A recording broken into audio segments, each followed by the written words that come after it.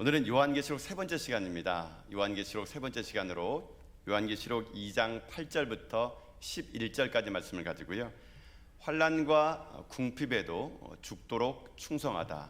환난과 궁핍에도 죽도록 충성하라라는 점을 가지고 하나님 말씀 함께 시간 나누도록 하겠습니다. 우리는 이제 계속해서 요한계시록을 이 금요 은혜밤 시간에 이제 강의를 하고 있는데요. 요한계시록이라는 책은 사실 이제 혼자 읽기에는 좀 난해한 책입니다. 여러 가지 그 당시의 문화라든가 역사를 좀 알아야 되기 때문에 때로는 이것이 그 당시에 박해를 받는 교회에 쓰다 보니까는 이 그림 글 자체가 그림처럼 그려진 때가 되게 많았거든요. 그 때문에 한 절 한 절을 볼 때마다 이 뜻이 무엇인지를 해석하지 못한다면 이 요한계시록을 제대로 보지 못할 수도 있습니다. 그러나 요한계시록도 하나님께서 성령의 감동으로 우리에게 주신 책이기 때문에요. 누구나 하나님의 성령으로 감동이 된 사람들이라면 이 말씀을 읽을 때마다 하나님이 친히 여러분 가운데 말씀해 주십니다. 그런데 특별히 요한계시록을 읽을 때 우리 가운데 이 요한계시록을 제대로 이해하려고 그러면요, 한 구절의 말씀을 읽어야 되는데 그게 무엇이냐면 요한계시록 1장 19절에 보게 되면은 요한계시록이 어떻게 기록됐는지를 나타나게 되는데, 여러분 우리 오늘 본문은 아니지만 자막을 통해서 우리 요한계시록 1장 19절 말씀을 같이 한번 읽어보도록 하겠습니다. 함께 읽겠습니다. 시작. 그러므로 내가 본 것과 지금까지 있는 일과 장차 될 일을 기록하라. 아멘. 자, 요한계시록은 이 세 가지 틀로 기록한 겁니다. 어떤 세 가지 일입니까? 내가 본 것과, 그 다음 뭡니까? 지금 있는 일과, 마지막으로는요 장차 될 일. 이 세 가지를 기록해 놓은 거라고 보면 되거든요. 이게 요한계시록의 큰 틀입니다. 내가 본 것이란 건 뭐냐면요, 과거를 얘기하는 겁니다. 과거. 그리고 장차 될 일, 지금 있는 일은 현재를 얘기하는 것이고, 장차 될 일은 미래를 얘기하는 겁니다. 그러니까는 여러분 이렇게 보시면 됩니다. 과거와 현재와 미래를 기록하신 이유가 분명히 있게 되는데요, 왜 과거를 기록하게 했느냐라게 되면, 과거를 되돌아보면 현재를 어떻게 살아가야 될지 깨달을 수가 있기 때문에 그런 겁니다. 쉽게 말하면요, 여러분도 그렇지 않습니까? 예전에 하나님께서 여러분 가운데 큰 일을 행했던 많은 일들을 되짚어보고 여러분 그것을 기억해내게 되면은, 그때도 우리를 도와준 하나님인 지금도 나를 도와주고 계시겠구나 라고 그런 생각을 갖게 되는 것이죠. 그러니까는 내가 본 것, 과거에 봤던 것을 통해서 현재를 이겨낼 수 있도록 쓴 것이고요. 또 하나는 무엇이냐? 하늘의 문을 열어줘가지고 앞으로 될 일을 사도 요한을 통해서 보여줍니다. 미래에 될 일. 여러분, 미래에 될 일을 보여주게 되면은 현재가 아무리 어렵더라도 힘들더라도 이겨낼 수 있을 수 있다라는 겁니다.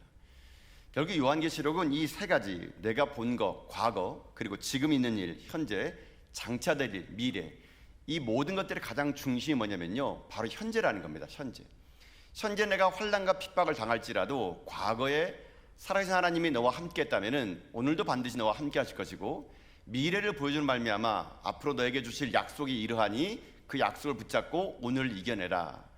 결국 이 요한계시록은요, 현재를 살아가는 그 시대에 그 박해를 당하는 그 당시에 있는 그 성도들뿐만 아니라 어쩌면 오늘 이 시대에 우리들에게도 하나님은요, 이 요한계시를 통해서 오늘 살아가는 우리들에게 어떻게 삶을 살아가야 될 것인가를 분명히 말씀해 주는 책이기에 이 책은 오늘 우리 가운데 힘이 될 수 있는 책이 될 수 있다는 것입니다. 그러면 제가 좀 더 요한계시록을 말씀드리면요, 요한계시록의 1장이 바로 어떤 책이냐? 이 1장이 바로 내가 본 것을 기록한 책입니다. 이게 과거를 기록한 책이에요. 요한계시록 1장의 큰 건요, 본 겁니다. 사도 요한이 전에 봤던 거예요. 사도 요한이 전에 봤던 게 뭐냐면요, 사도 요한은 땅의 임금들의 머리를 봤습니다. 이 땅의 임금들의 머리가 뭐냐면요, 사도 요한은 과거에, 지금 박해를 당하고 있는 그때의 과거에 몇십 년 전에 이 땅에 있는 땅의 임금의 머리, 그 머리가 그 당시에 도미티아누스 황제가 마치 이 땅의 머리인 것 양 지금 사람들을 박해하고 지금 힘을 누르고 있다는 겁니다. 그러나 이 사도 요한이 눈을 들어봤더니 땅의 임금의 머리는 눈에 보이는 도미티아누스 황제가 아니라, 그가 이렇게 얘기합니다. 땅의 임금은 곧 예수 그리스도였다는 겁니다. 그분은 구름 타고 오실 분이시고 일곱 촛대, 곧 일곱 교회에 계신 분이시고 사망과 음부의 열쇠를 가지신 분, 그분이 땅의 임금의 머리이지 지금 과거에부터 지금까지 우리를 지배하고 있는 도미티아누스 황제가 결코 땅의 임금이 아니다라는 겁니다. 그러니 땅의 임금이신 예수 그리스도께서 이 땅의 진정 왕이시니 현재 일을 두려워하지 말아라. 그게 어찌 보면 요한계시록 1장의 전반적인 주제입니다. 주제. 그럼 이제 우리가 지난주에 살펴봤던 요한계시록 2장과 3장은 뭐냐? 이 2장과 3장은요, 지금 있는 일을 기록한 겁니다. 즉 다시 말하면 환난과 핍박 가운데 있는 지금 소아시아 교회 7교회에 펼쳐지고 있는 지금 일에 대해서 사도 요한은요, 지금 그 7교회 가운데 편지를 쓰고 있다는 것이거든요.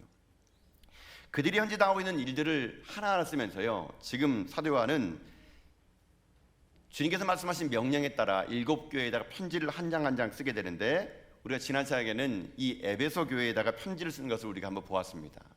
그럼 오늘은 무엇을 볼 거냐면요, 현재 벌쳐지는 일들 중에 주님의 눈에 볼 때 서머나 교회에 대해서 주님이 말씀하시는 기록이 오늘 본문에 있는 내용입니다. 그래서 오늘은 이 서머나 교회에 대해서 주님은 어떻게 평가하고 있는지를 볼 텐데, 특별히 중요한 건 뭐냐면요, 소아시아 7교회 중에서 이 서머나 교회는 예수 그리스도 앞에서 칭찬받는 그런 교회였던 겁니다. 자, 이 서머나 교회가 어떤 교회냐? 참 서머나 교회는요, 참 독특한 게 무엇이냐면, 오늘날 여러분 이 소아시아에 있는 7교회 중에서 유일하게 현재까지 남아있는 교회가 이 서머나 교회입니다. 실제로 터키에 가면은요, 이 서머나 지역, 서머나 도시의 이름을 이즈미르라는 도시를 씁니다. 이즈미르가 현재 서머나 교회, 서머나 도시입니다. 이 이즈미르는요, 터키, 지금 터키의 이 3대 이 도시 중에 큰 도시 중에 하나가 이 이즈미르라는 도시입니다. 지금도 큰 도시지만요, 그 당시에도 이 도시가 가장 큰 도시였는데, 어떻게 큰 도시였냐면요, 그 당시에 이 서머나 교회, 이 서머나 교회가 있는 이 서머나 도시는 황제 숭배로 가장 유명했던 도시가 바로 이 서머나 교회였습니다. 세계사적으로 제가 한번 살펴보니까요, 그 역사적으로 살펴보니까 기원전 195년 전에 이 도시에는 뭐가 있었냐면요, 최초로 로마 여신을 섬기는 성전이, 신전역이 건축이 되었다 그럽니다. 그리고 역사적으로도 보니까 티베루스 황제를 기념하는 이 신전이 이곳에 지어졌다 그럽니다. 그러니까 이 신전이 많다 보니까 어떤 일이 생기느냐, 이 신전을 가지고 전 지역에 있는 그 당시에 우상 숭배하는 모든 신전을 총괄하는 기능을요, 바로 이 서머나라는 도시에 있는 이 신전에서 이거를 관리했다 그럽니다. 그러니까는 이 모든 신전을 관리하는 우상 숭배 대표적인 도시다 보니까 이 황제 숭배의 도시의 활성화로 말미암아 이 도시가 그때부터요, 무역을 하게 되고 경제적으로 활발하게 이 도시가 부흥하는 도시가 되었다 그럽니다. 실제로도 지금도 터키 지방에 가보면은 이즈미르는 이 터키 지방의 가장 큰 항구 도시로도 유명합니다. 그러니까 그 당시에도 이 황제 숭배의 도시로 유명하다 보니까 그 도시는 부자 동네였습니다. 특별히 황제 숭배를 주관하는 제사장들은요, 더할 수 없을 많은 부를 축적하고 있었던 것이죠. 이런 상황 속에서 많은 사람들이 부를 축적하고 있는 그때에 어떤 일이 생기느냐, 유대인들, 자칭 유대인들이라는 사람들이 기독교, 예수 믿는 사람들을 박해하게 됩니다. 왜 박해냐면요, 그리스도인자들이 점점 상권이 점점 커지게 되고 경제적인 활동이 커지게 된 겁니다. 그러다가 유대인들 입장에서는 이 그리스도인들이 점점 많은 상권을 가지게 되면은 자기네들이 불리하기 때문에 그들을 어떻게 모함해서 넘기냐면요, 그 당시에 유대인들이 이 기독교인들을 모함을 하게 됩니다. 로마에다가 어떻게 얘기하느냐, 지금 기독교인들은 우리 이 도시가 숭배하고 있는 황제 숭배를 거부하고 로마가 말하는 팍스 로마, 그러니까 로마의 세계 평화를 그들은 저해하는 그런 집단들이다라고 말을 하게 됩니다. 그러나 그들이 말한 건 맞긴 맞습니다. 왜냐하면 그 당시 그리스도인들은 황제를 숭배하지 않았던 것이죠. 예수 그리스도가 만왕의 왕임을 선포했던 거기 때문에 로마 입장에서는 유대교의 그 고발 사건이 그들에게는 현실적인 문제였습니다. 그렇기 때문에 황제 숭배를 거부하는 자들은 이교도들이고 반역자이다 보니까 이 유대인들에 의해 모함에 의해서 기독교인들이 심한 박해를 받게 되는데, 그 받았던 박해를 오늘 이 본문에서는요, 실제로 이렇게 기록해 놨습니다. 여러분 9절에 있는 말씀이 그 당시 실제의 이야기면서도 성경이 기록해 놓은 말씀인데요. 자, 9절에 있는 말씀 읽어보겠습니다. 함께 읽겠습니다. 시작. 내가 내 환난과 궁핍을 알거니와 실상은 내가 부유한 자니라. 자칭 유대인이라 하는 자들이 비방도 알거니와 실상은 유대인이 아니요 사단의 회당이라. 아멘. 자, 지금 주님께서는 서머나 교회를 보시면서 사도 요한에게 편지를 쓰라 그럽니다. 그러면서 하는 말이 뭐냐면 내가 내 환난과 궁핍을 알거니와 라고 기록을 하게 한다는 겁니다. 결국 이 말은 뭐냐면요, 서머나 도시에 있는 서머나 교회에 있는 이 기독교인들은 지금 환난과 궁핍을 당하고 있다는 겁니다. 근데 여러분 여기서 한 가지 이제 이상한 게 하나 있는데요, 궁핍이라고 말하는 이 단어의 헬라어가 푸토코스라는 말을 쓰게 됩니다. 이건 어느 정도의 궁핍이냐면요, 생존하기 어려울 정도의 가난이라는 뜻이거든요. 여러분 근데 이상하지 않습니까? 왜 그러냐면요, 제가 이 도시가 부를 축적한 도시고 무역이 잘 되다 보니까 다 대부분의 사람들이 잘 먹고 잘 살고 있는 그런 도시거든요. 그런데 이런 도시에서 이 서머나에 있는 교인들은 궁핍하다는 겁니다. 어느 정도 궁핍하느냐? 생존이 어려울 정도로 궁핍하다는 것입니다. 모두가 잘 사는 동네면요, 사회적인 복지도 잘 될 텐데 왜 서머나에 있는 교회 교인들에게 주님께서 말씀하시기를 그들이 궁핍하구나, 내가 그 궁핍을 안다라고 이렇게 말을 했을까요? 생존이 어려울 정도로 왜 그들은 가난했을까요? 그들이 게을러서 그랬을까요? 그렇지 않습니다. 그들이 궁핍한 이유는 무엇이냐? 여러분 바로 그 앞에 있는 단어 때문입니다. 2장 9절이 이렇게 시작되죠. 2장 9절은 내가 내 환난과 궁핍을 알거니와 합니다. 결국 그들이 궁핍한 이유는요, 간단합니다. 환난 때문에 궁핍한 겁니다. 환난 때문에 그들이 궁핍했는데 이 환난이라는 단어도 어느 정도냐면요, 이 단어가 들립시스라는 말을 쓰게 되는데 이 환난은요, 큰 돌이 위에서부터 막 짓누른다라는 그런 뜻입니다. 그러니까 이들은 지금 말할 수 없을 정도의 환난을 당하고 있는 겁니다. 서머나 교회 있는 교인들은 말할 수 없는 환난을 당하면서 그 환난 때문에 지금 어떤 일이 생기느냐? 궁핍할 수밖에 없는 삶을 살고 있다는 것이죠. 왜 그들이 그럴까요? 왜 그들이 환난을 당하고 궁핍할 수밖에 없을까요? 간단합니다. 그 당시에 로마 숭배를 거부했기 때문에 그런 겁니다. 그들은 신앙의 절개를 지키기 위해서 로마 숭배를 거부합니다. 왜 로마 숭배를 거부하는 것이 이들이 환난과 궁핍이 되느냐? 이게 제가 세계사적으로 한번 살펴보니까요, 그 당시에 이 서머나 지역이란 도시에는요, 어떤 형태의 경제적인 활동이 있었냐면은 길드라는 조합이 있었다 그럽니다. 길드. 이게 역사적으로 있더라고요. 이 길드라는 조합에 들어가려고 그러면은 조건이 하나 있는데 그게 뭐냐? 황제를 숭배해야지만이 이 길드라는 조합에 가입이 됐다 그럽니다. 그러니까 경제적인 활동하려고 그러면요, 길드라는 조합에 들어가야지만이 경제적인 활동도 할 수 있고 부유하게 살 수 있는데 그 조건이 황제를 숭배하는 거예요. 그러나 서머나 교회 교인들은 자기 자신이 예수 그리스도에 대한 믿음을 지키기 위해서 황제 숭배를 거부하니까 길드라는 조합에 들어가지 못함으로 인해 가지고 그들이 유대인들로부터 환난을 당할 뿐만 아니라 로마로부터 환난을 당하게 되는데, 실제 제가 역사적으로 살펴보니까 그 당시에 디오크레티오라는 이 황제가 있을 당시에 약 10년 동안 이곳에 하나님 믿는 사람들이 박해가 가장 심했다라고 기록이 되어 있더라고요.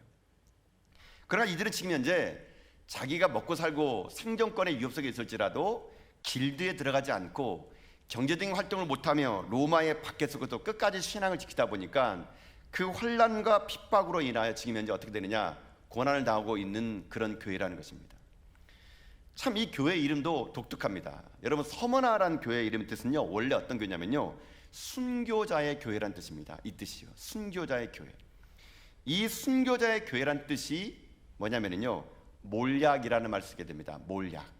여러분 몰약이 뭔지 아십니까? 몰약은요, 죽은 사람 장례 지을 때 쓰는 향신료가 몰약입니다. 몰약. 그러니까 죽은 사람이 시체성 냄새가 나기 때문에 몰약이라는 향을 피워요. 그러면 시체성 냄새가 안 나거든요. 근데 몰약이란 이름의 뜻이 순교자의 교회고, 그 순교자의 교회란 뜻이 오늘 우리 개역성경에는 서머나 교회로 나온 거예요. 이 이름에서 아는 것처럼 이 교회는 이미 이런 박해와 궁핍과 환난을 받는 그런 교회였던 겁니다. 그런데 이런 교회를 지금 주님은 어떻게 하느냐? 이 교회를요, 칭찬하고 있다는 것입니다. 그런 환난과 박해 속에 있어서도 주님 보시기에는 이 서머나 교회가 얼마나 믿음이 좋은지 이 교회를요, 7교회 중에서 칭찬하는 교회로 이 교회를 뽑았다는 것입니다. 자, 그러면은 이제 이렇게 한번 설명해 드려보겠습니다. 그럼 이 서머나 교회가 분명히 이런 환난과 박해 속에서도 칭찬을 받았던 분명한 이유가 있을 거란 얘기죠. 오늘 이 소아시아의 7교회는요, 그저 먼 나라 이야기가 아니고 역사 속에 있는 이야기가 아니고요, 오늘 이 시대의 우리들의 이야기입니다. 오늘도 이 땅에 삶을 살아가는 그리스도인들 중에는요, 예수 믿는 걸로 말미암아 환난과 핍박을 받는 사람이 분명히 있습니다. 좀 더 쉽게 얘기하면요, 내가 예수 믿는 것 이유 때문에 내가 주일날 가게 문을 안 엽니다. 그럼 당연히 손해를 보게 되죠. 그러나 손해를 본다 하더라도 내가 예수 믿는 신앙을 지키기 위해서 주일날 가게 문을 안 엽니다. 마이너스가 되게 됩니다. 그러나 주님은 그런 걸 보면서 칭찬하고 있다는 것이죠. 실제로 어떤 분의 그 간증을 제가 들으면 그러더라고요. 어떤 집사님이 유명한 설렁탕 집을 하고 있었다 그럽니다. 근데 그 집이 이제 교회 다니는 걸 누구나 알고 있었대요. 근데 그 집이 설렁집이 얼마나 유명했는지 그 집에 쓰고 있는 이 재료는요, 가장 좋은 재료만 썼다 그럽니다. 가장 좋은 사골뼈를 가져다가 국물을 우려내니까 그 설렁탕집이 많은 사람들에게 입소문 난 좋은 그런 식당이었다 그럽니다. 근데 어느 날 한번 그 교회 그 설렁탕집 집사님이 이제 그 납품받은 사골을 가지고 끓이는데 이게 예전처럼 이게 그 사골의 그 국물이 뽀얗게 안 나온다는 겁니다. 그러니까는 이 사장님이, 집사님이요, 이 사골을 납품한 업체에 전화했다 그럽니다. 아니 그 어떻게 된 게 오늘 이게 아무리 끓여도 이게 국물이 이렇게 뽀얗게 안 나오냐고. 그러니까 알고 봤더니 이 공급하는 이 사람이 실수를 해가지고 이 소뼈가 아니라 다른 뼈를 잘못 줬나 봐요. 그러니까 그 뼈를 아무리 우려도 이게 원래대로 국물이 안 나오는 겁니다. 근데 그때 이 뼈를 납품했던 그 납품하는 사람이, 그 집사님이 이렇게 했다 그럽니다. 아이고 그냥 오늘만 그냥 풀이만 좀 타세요. 다 그래요. 그거 사람들 모릅니다. 그거 그 맛을 봐도 모릅니다. 그냥 풀이만 살짝 타면은 똑같아요. 색깔도 똑같고 맛도 똑같습니다. 그렇게 오늘 하루만 하세요. 제가 다음 주에 더 좋은 뼈를 갖다 드릴게요. 이렇게 했다 그러죠. 여러분, 그분이요, 하루 장사하면 엄청나게 많은 돈을 번다 그럽니다. 근데 그 말에 오늘만 풀이만 탈까? 아무도 모르는데 주인만 그 맛을 아는 거예요. 손님들은 풀이만 타도 모른다 그럽니다. 근데 그때 집사님이 어떻게 하느냐, 그동안에 몇 시간, 몇 시간 끓였던 그 솥단지의 그 물을, 그 국물을요, 다 버려버렸다 그럽니다. 그리고 그 가게에다 이렇게 썼다 그럽니다. 오늘은 재료가 좋지 않아서 장사를 안 합니다. 그렇게 써붙였다 그러더라고요. 엄청나게 막대한 손해를 봤다 그럽니다. 그런데 그 손해를 봤지만 그 집사님은요, 참 마음이 기뻤다 그러더라고요. 여러분 같으면은 이렇게 할 용기가 있습니까? 서머나 교회에 있는 교인들처럼 눈 찔끔 감으면은요, 사실 돈이 들어오고요, 잠깐만 주님 모른 척 하게 되면은요, 내가 길드라는 조합에 들어가 가지고 얼마든지 살 수 있거든요. 누가 뭘 합니까? 확인합니까? 잠깐만 여러분, 그냥 내가 황제 섬긴다 마음으로 믿으면 되죠. 이후로만 그냥 황제 섬긴다 하고 길드 들어가면은요, 서머나 땅에서 웬만하면 잘 먹고 잘 살거든요. 근데 여기 교인들은 그렇게 안 했다는 얘기예요. 자, 그렇다면은 이들의 삶은 도대체 어떠한 인생을 살았기에 그렇게 주님부터 칭찬을 들었을까? 그렇게 수많은 유혹과 수많은 그런 사람들의 비아냥 속에서도 어떻게 그들은 주님 앞에 칭찬된 교회가 됐을까? 오늘 제가 이 본문을 통해서 한 두 가지를 살펴보기 원합니다. 저는 그래서 여러분 인생에도 이 서머나 교회처럼요, 여러분 인생의 삶이 주님 오시는 그날까지 여러분 칭찬받는 여러분 종 될 수 있기를 여러분 주님의 이름으로 축복합니다. 교회라고 신앙인이라고 다 칭찬받는 거 아닙니다. 여기 소아시아 7교회는요, 분명히 비난받고 주님 앞에 책망드는 교회가 있습니다. 모두 다가 신앙생활 한다고 교회 다닌다고 주님 앞에 칭찬받는 게 아니고요, 우리 주님 앞에 서는 그날 책망받을 사람은 분명히 있을 거라는 것이죠. 저는 그게 두렵습니다. 여러분이 마지막 순간에 가가지고 신앙이 있는 척 살았는데 마지막 주님 앞에 섰을 때 여러분이 책망을 들고 지옥 가는 백성 없는 거, 저는요, 그게 혹시나 될까 봐 제가 두려운 마음이 있거든요. 그럼 오늘 말씀을 통해서 여러분들이요, 이 땅을 살아갈 동안 정말 주님 앞에 신실한 신앙이 되시고 칭찬받는 종이 되어서 여러분 모두 다가 주님 앞에 모두 다가 저 천국에 들어갈 수 있는 여러분 다 될 수 있기를 여러분 주님의 이름으로 축복드립니다. 그러면 하나 살펴보겠습니다. 그러면 그 서머나 교회가 어떻게 칭찬을 들었냐? 제가 찾아본 이 말씀을 통해서 여러분과 나누기 원하는 건요, 첫 번째 이겁니다. 허상이 아니라 실상을 붙잡으라는 겁니다. 허상이 아니라 실상을 붙잡으면 칭찬받는 교회가 될 수 있다는 것입니다. 자, 여러분 9절에 있는 말씀 다시 한번 읽어볼까요? 한번요. 자, 9절에 있는 말씀 읽어봅시다. 9절입니다. 함께 읽겠습니다. 시작. 내가 내 환난과 궁핍을 알거니와 실상은 내가 부유한 자니라. 자칭 유대인을 하는 자들이 비방도 알거니와 실상은 유대인이 아니오 사단의 회당이라. 아멘. 자, 여러분 말씀 보게 되면 이렇게 돼 있죠. 내가 내 환난과 궁핍을 아노니 실상은 내가 부유한 자니라 라고 시작이 되게 됩니다. 여러분, 지금 주님께서는요, 지금 어떻게 이 교회를 평가하고 있냐면요, 다 알고 있다 그럽니다. 내가 너의 환난도 알고 궁핍도 다 알고 있다고 하는 것이죠. 그들이 당하는 고난, 그들이 당하고 있는 아픔들 주님 모르고 있는 것이 아니라는 겁니다. 내가 다 알고 있다는 것입니다. 주님이 다 알고 있다 하더라도 형편이 그러면 환난과 궁핍이 사라집니까? 아닙니다, 여러분요. 여전히 주님은 알고 있어도 내 삶에 환난과 궁핍은요 그대로 있습니다, 여러분요. 이게 그대로 있는 거거든요. 실제로 여기 있는 이 서문학 교회 교인들도 이렇게 얘기했을 겁니다. 당신 참 고지식하다. 소나기가 오면은 잠시 피할 법도 피하는 법도 배워야지. 그렇게 고지식하게 예수 믿으면은 이 세상 못 살아간다. 적당히 눈치 보고 적당히 믿음 가지고 적당히 살아가야지만이 되지. 당신처럼 살면은 미친 사람이라고 소문난다고. 아마 예나 지금이나 그렇게 말한 사람이 있을 겁니다. 여러분, 이렇게 생각해 봅시다. 오늘 이 시대를 살아가는 우리들에게도요, 분명히 진짜와 가짜가 있다고 저는 생각합니다. 교회 안에도 진짜 성도가 있고 저는 가짜 성도가 있다고 생각합니다. 근데 참 재미난 건요, 가짜일수록 더 진짜 같은 거 여러분 아십니까? 가짜일수록 더 허풍을 떨고요, 가짜일수록 믿음을 더 좋게 보이지만 실제로는 가짜가 여러분 많다라는 것입니다. 정말 진짜는요, 여러분 드러내지 않을 수도 있거든요. 정말 진짜는요, 언제 판가름 나는지 아십니까? 고난이 오고 고통이 오게 되면 진짜가 판가름 나게 되어 있는 거거든요. 정말 우리의 삶의 신앙이 진짜가 아닌가는 여러분요, 환난과 고난이 오면은 분명히 나타나게 됩니다. 입으로만 떠드는 신앙인들 여러분 가짜일 수 있습니다. 여러분 한번 제가 지난주도 그런 얘기했던 것 같아요. 만약에 오늘 대한민국이 오늘 밤 00시로부터 이제부터 교회 다니는 사람들은 다 내일부터 체포합니다. 다 잡아다가 감옥에 가둘 겁니다. 여러분 이렇게 만약에 정부에서 발표를 했다 칩시다. 만약에 여러분 그러면 한국 교회 중에 몇 명이나 여러분 진짜 가짜가 구분될까요? 저는 아마 모르긴 몰라도 한 3분의 1만 남지 3분의 1은요 아마 다 가짜가 드러날 것 같습니다. 왜 그런지 아십니까? 정말로 진짜 같은 그리스도인이 있다면요, 여러분 세상이 이렇게 돼서는 안 됩니다. 여러분요, 진짜 그리스도인이 많아지면요 세상이 이렇게 부정해서는 안 됩니다. 여러분요, 국회의원 중에 여러분 예수 믿는 사람이 그렇게 많이 있다 그럽니다. 정치인들 중에 예수 믿는 사람이 그렇게 많이 있다 그럽니다. 저 믿지 않습니다. 여러분 정말 그들이 교회에 다닌다고 정말 그리스도인이라면요 세상이 이렇게 돼서는 안 되는 것이죠. 그들뿐이겠습니까? 학교도 기업도 마찬가지입니다. 이 땅에 진짜 그리스도인이 있다면요 세상이 이렇게 어려서는 안 됩니다. 우리는 무늬만 그리스도인이고 평안할 때만 그리스도인이고 모든 것이 순탄할 때만 그리스도인이라는 것이죠. 주님은요 진짜와 가짜를 가리기 위해서 고난과 핍박 속에 우리를 집어넣게 됩니다. 그러면 여러분 진짜 가짜가 분명히 드러나는 겁니다. 여러분 제가 지금은 제가 중국에 들어갈 수 없지만 제가 중국에 있는 지하교회를 다니게 되면은요 거기는 진짜 성도밖에 없더라고요. 걸리면 공안에게 잡혀가지고요 죽습니다. 여러분 진짜 죽어요. 여러분요, 거기는요 가짜인이 없어요. 진짜밖에 없습니다. 한 번에 제가 중국에 있는 곳에 가서 실제로 이제 그 예배를 드리려고 그러는데 공안이 저희 선교팀을 따라다니는 거예요.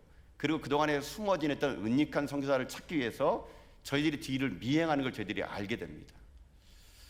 저희들이 그 공안을 따돌리려고요 주일날 예배 드리려고 5시간 이상을요 조를 나눠가지고 모이는 장소를 숨겨가면서 겨우겨우 5시간 만에 어디 한 허름한 아파트 지하에 모여서 저희들이 예배를 드린 적이 있거든요.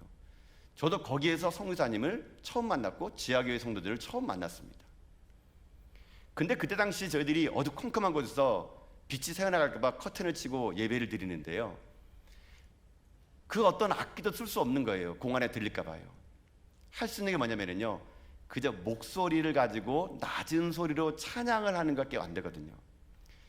저는 제가 일평생 살면서 그곳에 드렸던 예배를 제가 잊지 못합니다. 혹이나 조금 더 소리를 크게 내면 밖에 있는 공안에게 들켜서 잡혀갈 수밖에 없기 때문에 소리를 내고 싶지만 큰 소리도 내지 못하면서 자그마한 소리로 내 주를 가까이, 여러분 이 소리가요 그 어떤 천상의 소리보다 그때 제게는 너무 크게 들렸던 것 같아요. 숨죽여 하면서 손잡고요, 빛이 셀까봐 커튼 다 닫아가면서 촛불 한 자를 켜고 내 주를 가까이. 그때 그 찬양은요, 제 가슴속에서 큰 울림이 되었습니다. 그리고 예배를 드리고 설교를 해도요, 큰 목소리로 설교할 수 없었어요. 나지막한 목소리로 예수 그리스도의 사랑을 잘하고 이 믿음을 지키라고 여러분 그들에게 설교하고, 나올 때도 혹시나 걸릴까 봐요, 5시간에 걸쳐서 한 명씩 그 지하교회를 빠져나오는 그때에 하루 왼종일 여러분 예배를 듣던 것 같더라고요. 저는 그때 생각했습니다. 이게 진짜 실상이라는 거. 여러분, 이 땅을 삶을 살아갈 때 사단은 우리에게요, 허상을 보여줍니다. 자꾸만 우리들에게 헛된 거 보여줍니다. 이렇게 살아가는 게 진짜 맞는 거라고, 이렇게 살아가는 것이 맞는 거라고. 세상은 우리에게 자꾸만 허상을 보여주면서요, 우리에게 실상을 감추려고 합니다. 악한 마귀는 오늘도 신앙인의 멋진 모습, 화려한 모습, 잘 되는 모습, 자꾸만 우리에게 허상을 줘가지고 겉멋만 들게 만듭니다. 껍데기만 만들게 만듭니다. 그러면서 여러분 허상 속에 살아가도록 우리 만듭니다. 그러나 여러분, 하나님은 우리에게 실상을 보게 합니다. 실상을 보게 되면은요, 우리 인생 삶이 이 땅 가운데 혼란과 핍박 속에 우리를 가다들이고, 이 세상의 것이 우리 가운데 우리의 신앙을 흔들지라도 실상이신 예수 그리스도를 우리가 발견되게 되면요, 우리가 이 땅의 삶을 살아갈 때 흔들리지 않는 믿음의 삶을 살아갈 수가 있을 수 있다는 것입니다. 그런 예를 한번 성경을 통해서 한번 들어봅시다. 열왕기하 6장에 보게 되면요, 이 실상과 허상에 관한 이야기가 나옵니다. 이스라엘과 아람 사이에 전쟁이 일어났습니다. 아람 왕이 엘리사를 잡으려고 도단성에 엘리사가 있는 걸 알고 군대를 내보내게 됩니다. 많은 군대가 엘리사를 잡으려고 도단성에 지금 진을 쳤습니다. 그 당시에 엘리사의 수중을 뒀던 게하시가 아침에 눈을 떠봤더니 지금 아람 군대가 성을 둘러쌌습니다. 이 엘리사의 종인 게하시가 낙담하며 절망하며 엘리사에게 얘기합니다. 선생님, 우린 죽게 되었습니다. 우린 죽게 되었습니다. 그런 엘리사의 겁먹는 말과 달리 게하시의 겁먹는 말과 달리 엘리사는요, 망연자실하지 않습니다. 망연자실한 엘리사에게 게하시에게 얘기합니다. 우리와 함께하는 자가 저들과 함께하는 자보다 많도다 합니다. 그런데 여러분 어떻게 하는 줄 아십니까? 기도하면서 하나님, 나의 종 게하시의 눈을 열어 보여 이 게하시의 눈을 통해 여호와의 불말과 불근거가 우리를 둘러싸고 있는 것을 보게 하여 주옵소서. 기도를 하게 됩니다. 게하시가 눈을 들어봤더니 이 아람 군대 못지않는 하나님의 불말과 불병거가 엘리사를 둘러싸이는 그 실상을요, 이 게하시가 여러분 보게 되었다는 이야기가 있거든요. 여러분 마찬가지입니다. 지금 이 땅을 살아가는 우리들에게도 여러분 눈에 보이는 게 다가 아니라는 것이거든요. 세상이 우리를 믿음을 흔들게 만들고 아람 군대처럼 우리 가운데 여러분 우리를 둘러싸는 그런 것들이 많을지라도요, 여러분 눈을 들어보십시오. 하나님이 여러분 가운데 함께함을 여러분 볼 수 있는 눈이 열릴 수 있기를 주님의 이름으로 축복합니다. 허상 속에 흔들리지 마시고요, 실상을 보셔야 됩니다.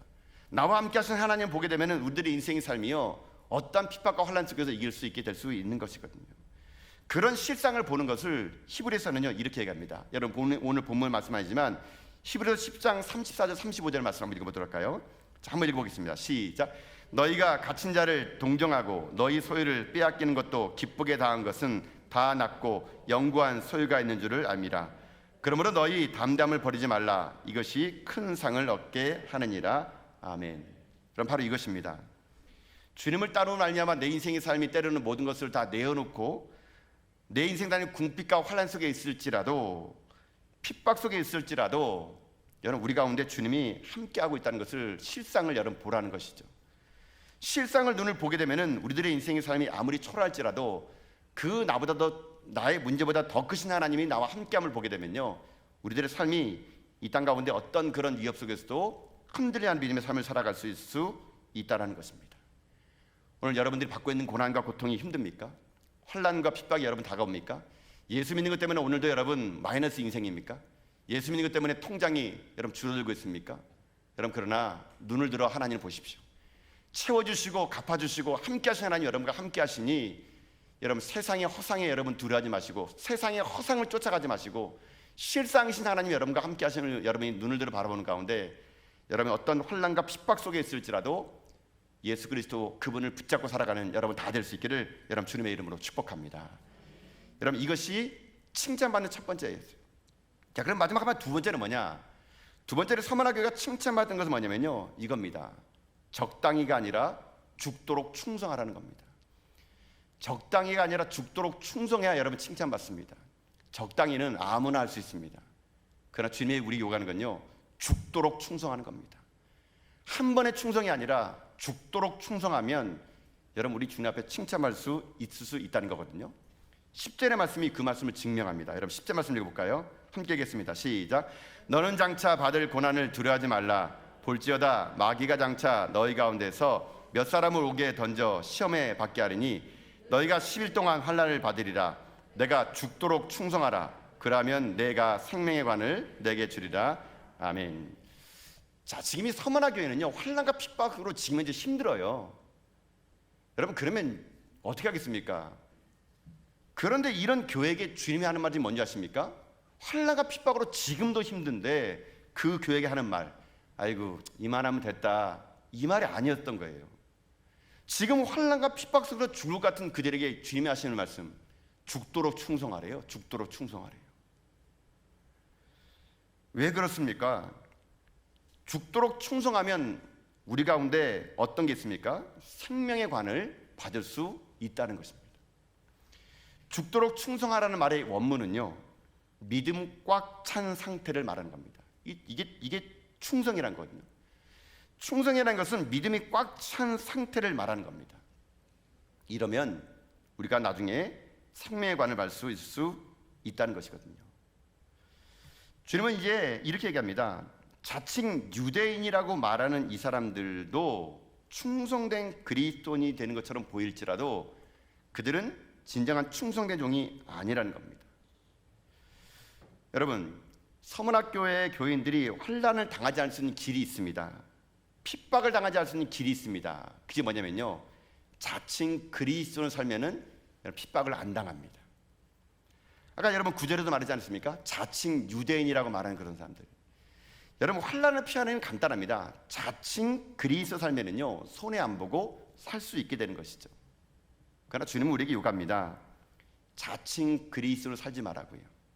교회 다니는 척, 봉사하는 척, 예배 드리는 척, 그런 자칭 그리스도 살지 말고 죽을 때까지 진짜 그리스도인으로 삶을 살아가는 것이 우리 가운데 필요하다는 것이거든요. 여러분 죽도록 충성하는 거, 그게 우리들의 사명입니다. 지금 환난과 핍박이 여러분에 오고 있습니까? 이만하면 됐다라고 쉬지 마시고요, 여러분 더 충성하십시오. 더 주님 앞에 여러분 길을 걸어가십시오. 충성하라는 것은요, 오늘 주님 말씀하시는 것은 뭐냐면 가장 연약한 교회에게 더 충성하라고 말하고 있습니다. 지금 여러분들이 힘들고 어려운 거 다 압니다. 주님이 다 아십니다. 오늘 주님은 여러분에게요, 위로보다는 이렇게 말씀하실 겁니다. 내가 너희의 환난과 핍박을 다 알지만 그 자리에 더 죽도록 충성하라고요. 여러분 이것이 우리들의 사명입니다. 이렇게 죽도록 충성할 때 우리들의 인생의 삶은요, 주님 앞에 칭찬받는 인생이 될 수 있는 거거든요. 여러분 주님 오실 날이 멀지 않았습니다. 조금 더 힘을 내십시오. 힘들고 어렵더라도 타협하지 마시고요, 세상으로 넘어가지 마시고요, 죽도록 충성하십시오. 죽도록 충성하는 거, 숨이 턱 밑까지 온다 하더라도요, 끝까지 믿음 잃지 않고 살아가셔야 됩니다. 제가 이 죽도록 충성하다는 말을 들을 때마다 제가 가끔씩 제 과거가 생각납니다. 여러분 제가 일전에 제가 여러분들도 말씀드렸지만, 제가 여러분 그 소실적에 제가 학교 다닐 때 제가 운동선수였다는 거 아시죠? 놀라셨군요. 아니라는 거 이제 처음 하셨습니까? 제가 운동할 때 제가 운동선수 중에 어떤 운동했냐면요, 제가 운동을 몇 개 했는데 제가 아직도 기억나는 운동은 뭐냐면, 제가 여러분 아마추어 레슬링 선수입니다. 이 몸에 아마추어 레슬링 선수를 했었습니다. 여러분. 제가 아마추어 레슬링 선수를 하고 있을 때, 여기 아마추어 레슬링이 격투기다 보니까 되게 힘든 경기거든요.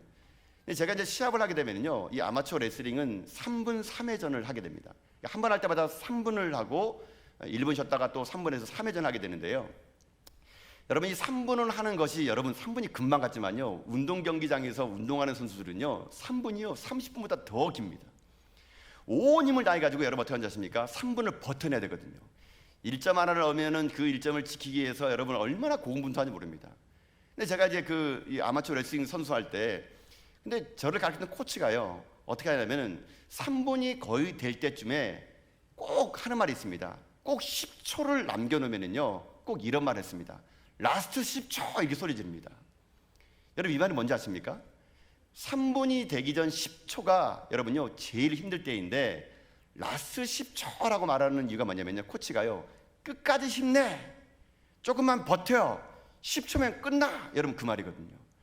사실 여러분 이 10초 가까이 되면요, 포기하고 싶습니다. 너무 힘들기 때문에. 운동이요, 그 3분이 30분 같은 그 시간을 내가 일점을 하나 따랐다면요, 그걸 지키기 위해서 무진장 땀을 이렇게 하는데요, 여러분 마지막 10초 때 모든 것을 사실 결판이 나버리게 되거든요. 그럴 때 선수가 지치지 말라고 힘을 내라고 코치가 하는 말, 라스트 10초, 이걸 외칩니다. 여러분, 그러면요 어떻게 생긴지 아십니까? 저도 실제로 운동해 보니까요, 코치가 라스트 10초 말하면요, 오히려 더 힘이 생깁니다. 그래, 10초만 견디면은 내가 승리할 수 있겠구나, 10초만 내가 견디면 내가 금메달 딸 수 있겠구나. 그래가지고 오히려 선수들이요, 라스트 10초란 말을 들으면요, 더 힘을 내가지고, 없는 힘을 내가지고, 그 접목된 것 내가지고 라스트 10초 동안 최선의 삶을 살다가 10초가 딱 올리는 순간 매트에 쓰러져 버리게 된 겁니다. 제가 오늘 이 본문을 보면서 좀 그런 마음 들더라고요. 주님이 우리에게 그렇게 말씀한 것 같습니다. 우리 지금 얼마나 힘들고 어렵습니까? 상황이 여러분 녹록하지 않죠. 예수 믿는 것 때문에 오늘 이 밤에 여러분 편안하게 쉴 수 있는 시간을 포기하고 오늘 와서 예배 드리는 거 여러분 쉽지 않죠. 근데 오늘 이 밤에 주님이 우리에게 말씀하십니다. 라스트 10초라고요. 이제 곧 얼마 남지 않았다고요. 때가 가까웠다고. 내가 다시 올 때가 얼마 안 남았으니 라스트 10초 더 힘을 내라, 더 견뎌내라, 조금만 참아라. 여러분, 마라톤 경기하는 마라톤 선수가 42.19km를 뛰어야 됩니다.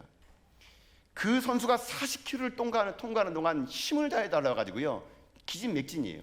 이제 2.19km만 가면은 결승전입니다. 사람들이 아이고 40km 뛰어왔으면 좀 쉬세요. 여러분, 이 말 들었다고 선수가 쉬는 선수가 있겠습니까? 아니죠. 이제 곧 2.19km만 가면은 꼬린짐에 오는데 더 힘을 내는 겁니다. 그래서 저는 여러분에게 오늘 밤에 주님의 이름으로 여러분을 부탁드립니다. 사랑하는 성도 여러분, 이 땅에 삶을 쉽게 살 수 있는 길이 있습니다. 자칭 그리스도를 사십시오. 그럼 쉽게 삽니다. 그러나 그런 자들은 오늘 본문에 있는 말씀의 결론처럼 둘째 사망을 면하지 못할 겁니다. 그러나 우리들의 인생의 삶이 이 땅 가운데 환난과 핍박이 있더라 하더라도 적당히 충성하는 것이 아니고요, 죽도록 충성하십시오. 라스트 10초를 외치는 이 땅의 코치가 부르는 말처럼 주님이 여러분 인생의 라스트 10초라고 말하는 여러분 소리를 들으시고요, 여러분 견뎌내십시오. 타협하지 마시고요, 가난하더라도 끝까지 가난을 지키십시오. 배고프더라도 여러분 신앙 버리지 말고요, 그 배고픔으로 살아가십시오. 남들이 무시하면 무시당하십시오. 침뱉으면 침뱉음 당하시고요, 능욕하면 능욕 당하십시오. 주님도 그랬거든요. 주님도 십자가에서 아마 하나님이 라스트 10초란 말을 들었지 모릅니다. 끝까지 견뎌냈거든요. 그랬더니 영광이 부활해 드렸던 것처럼 여러분의 삶이 오늘 힘들지라도 견뎌내셔야 됩니다. 끝까지 이겨내셔야 됩니다.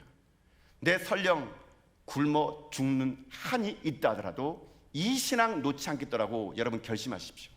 그래서 여러분, 우리 모두 다가 이 땅을 떠나서 주님 앞에 섰을 때 생명의 멸관을 저는 저희들이 다 받을 수 있는 여러분과 제가 될 수 있기를 주님의 이름으로 축복합니다. 주님 오실 날이 여러분 멀지 않았습니다. 이제 우리들이 남아있는 삶의 시간은 얼마 남지 않았습니다. 저는 우리 전화교회와 모든 믿음의 성도님들이 이 땅 사는 날 동안 허상을 붙잡지 않고 실상을 붙잡고 이 시대 속에서 주님이 우리 가운데 함께 한다는 것을 눈으로 발견해 나가며 적당히 충성하는 자들이 아니라 죽도록 충성하는 여러분이 되어서 하나님께 영광을 돌려나가며 영광의 멸관을 함께 써나가며 저 천국에서 하나님을 영원히 찬양하는 자리에 저와 여러분이 살아갈 수 있는 그런 교회, 그런 성도 다 될 수 있기를 여러분 주님의 이름으로 축복드립니다.